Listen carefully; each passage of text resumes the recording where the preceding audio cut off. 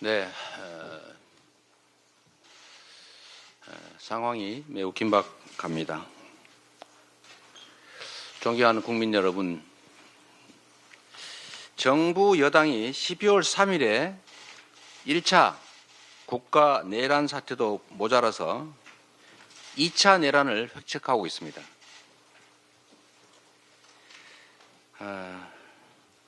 이 여당은 여러분 국민께서 보신 것처럼 계엄 해제 의결에 사실상 불참했습니다. 불참했을 뿐만 아니라 추경호 원내대표는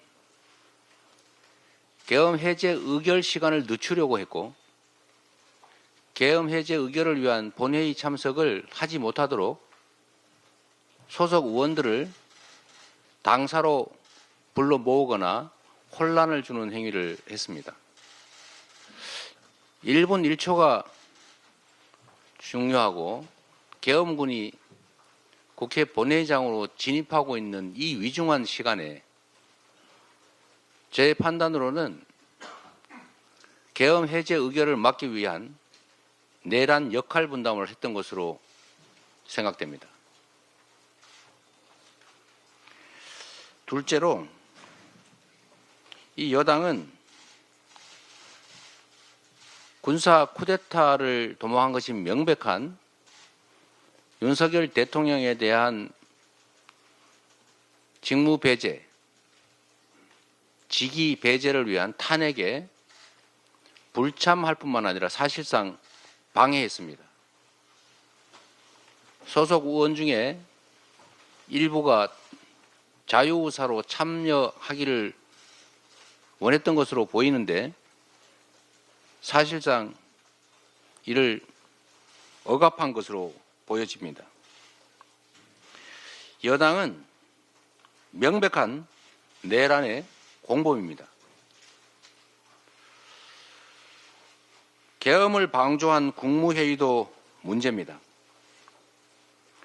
포고령이나 계엄의 내용이 헌법과 계엄법에 위반되는 게 분명한데 이를 제지하지는 못할 망정 그에 동조한 국무위원들 모두 내란의 공범, 최소한 내란 방조범입니다.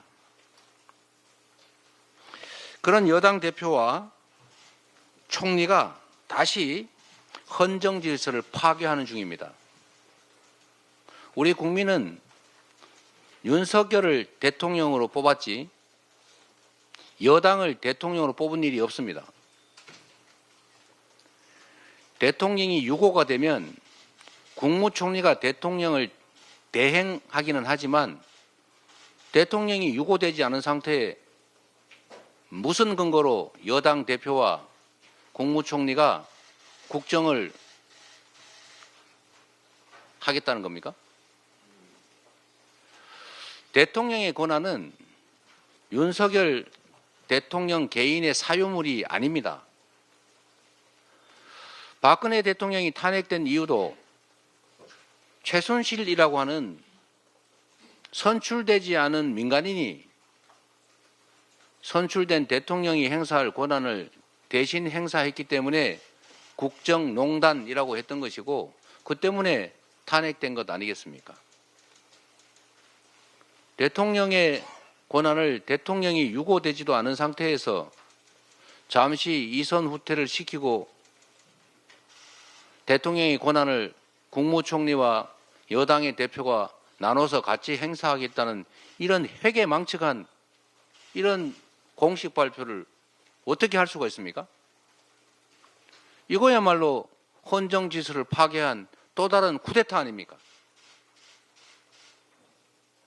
어떻게 이런 국민 주권을 무시한 발칙한 상상을 할 수 있는지 참으로 놀랍기가 그지없습니다.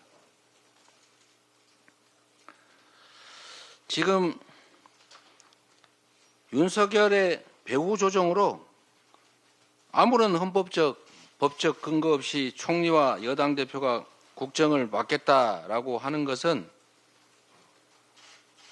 결국 숨어서 내란 공모 세력을 내세워서 그 내란 상태를 유지하겠다는 얼굴을 바꾼 2차 내란 행위라는 것을 분명히 밝힙니다. 조금 전에 윤석열 대통령이 국회 탄핵을 앞둔 내란 공범 이상민 행안부 장관의 사의를 수용했다고 합니다. 그리고 얼마 전에는 진화위 위원장으로 박선영 씨를 임명했다는 얘기도 있었습니다. 국민 여러분께서 지금 이 일에서 보는 것처럼 대통령의 직무는 전혀 정지된 게 아니고 여전히 행사되고 있습니다. 무슨 이선으로 후퇴를 하고 권한을 당과 국무총리한테 맡기고 이 말조차도 사실이 아니라는 것입니다. 아무 때나 국민들에게 지키지도 못할 말을 한다든지 또는 모든 정치적 법적 책임을 지겠다고 말했으면서도 그 정치적 법적 책임의 가장 핵심은 즉각 사퇴인데도 말은 정치적 법적 책임을 지겠다면서 그 권한을 다른 사람 누구에게 당에게 우리 당에게 맡기겠다 이렇게 말하는 것은 또 국민을 우롱하는 것입니다. 국민 주권을 무시하는 것입니다. 국민을 기만하는 것입니다. 왜 대통령이 즉시 탄핵되어야 하는지를 스스로 입증하는 것입니다. 헌법이 정한 절차에 따라서